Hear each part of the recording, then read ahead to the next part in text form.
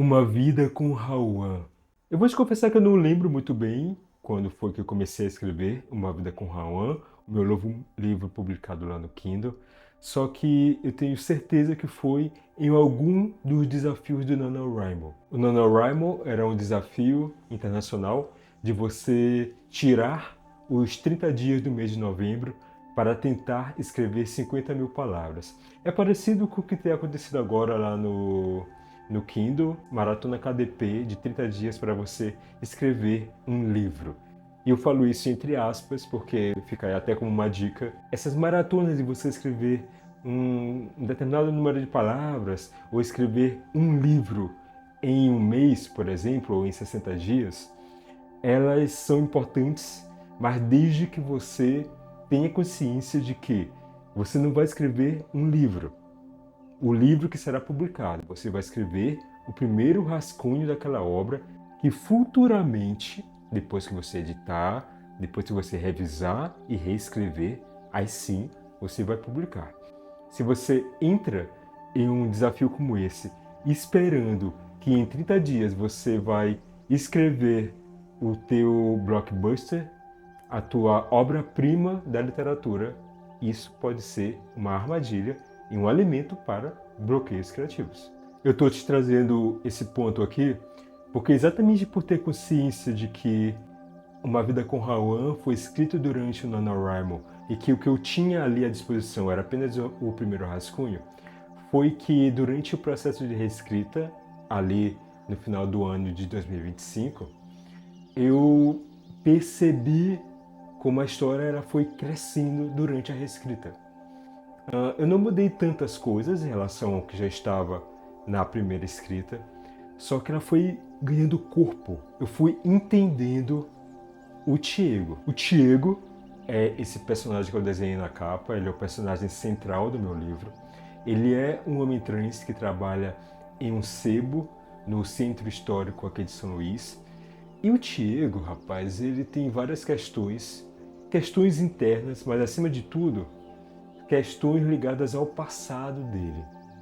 E como essas cicatrizes emocionais do passado repercutem em como ele se vê na sociedade. Uma sociedade que é muito preconceituosa, uma sociedade que, como eu sempre percebo, ela está muito mais preocupada com a vida alheia, com a grama do vizinho, do que com questões que realmente merecem atenção, como aqui no caso da capital maranhense, São Luís.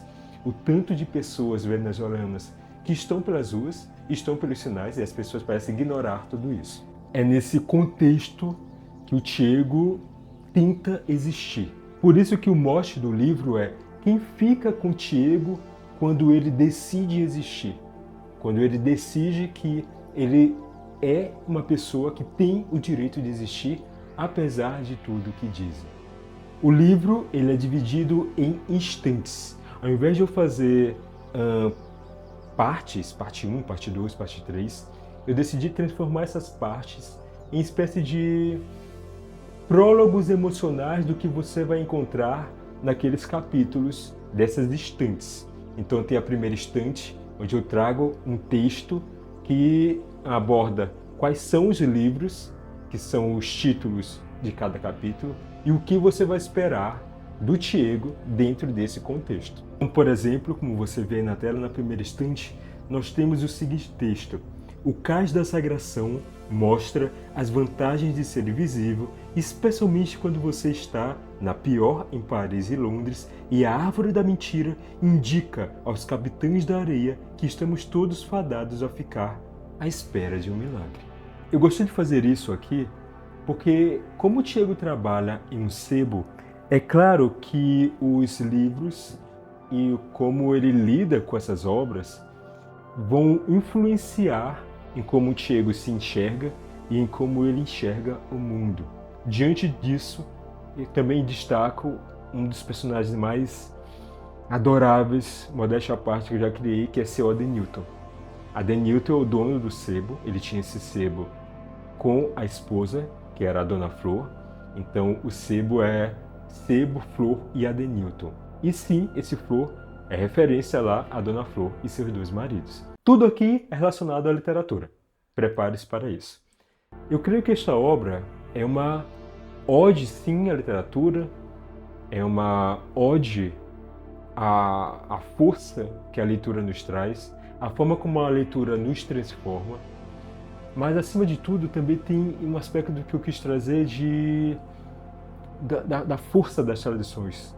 Porque um sebo, ele é um repositório de muitos encontros, de muitos reencontros com livros. É esse lugar de enraizamento, é um lugar de memória. O sebo Flor e Adenilton, que o Tiago tanto adora, junto ao dono, que é o Sr. Adenilton, e a melhor amiga dele, que também trabalha no sebo, que é a Haline, esse lugar diz muito sobre a tentativa de se reerguer. Reerguer esse espaço físico, que fica num casarão aqui de São Luís, que está quase caindo, e também se reerguer internamente, emocionalmente, psicologicamente, na tentativa de fazer com que o mundo compreenda que o fato de você ser uma pessoa LGBTQIA+, especificamente uma pessoa transgênero, isso não muda nada. Como eu sempre falo, o fato de você ser uma pessoa LGBTQIA+, é tão importante quanto a cor das suas sobrancelhas. Uma Vida com Rawan é um dos raros livros que eu escrevi na primeira pessoa, porque eu tenho uma paixão pela terceira pessoa. Eu prefiro narradores oniscientes.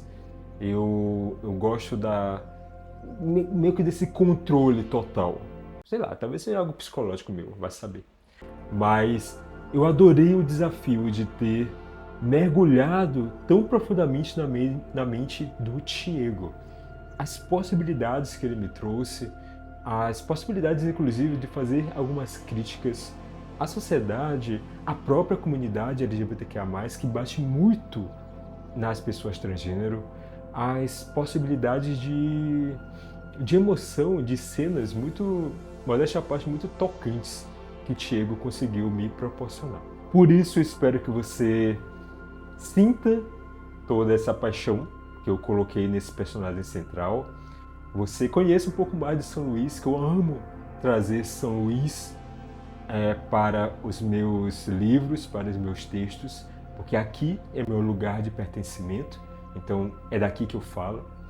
Que você perceba a beleza desse personagem Adenilton, que é um senhor de quase 80 anos, que acolhe esse cara transgênero. É uma provocação que eu faço, porque tem muitas pessoas que automaticamente rejeitam uma pessoa idosa com aquele pensamento de que, não, esse é idoso, não vai aceitar uma pessoa LGBTQIA+. Isso é mentira, tá? E eu espero que o livro seja um abraço. Um abraço na alma, um abraço na força cultural que você tem, um alimento aí para que você, se você escreva sobre as tuas raízes, as tuas histórias, que você não esqueça do poder transformador da leitura. Muito obrigado. Até a próxima.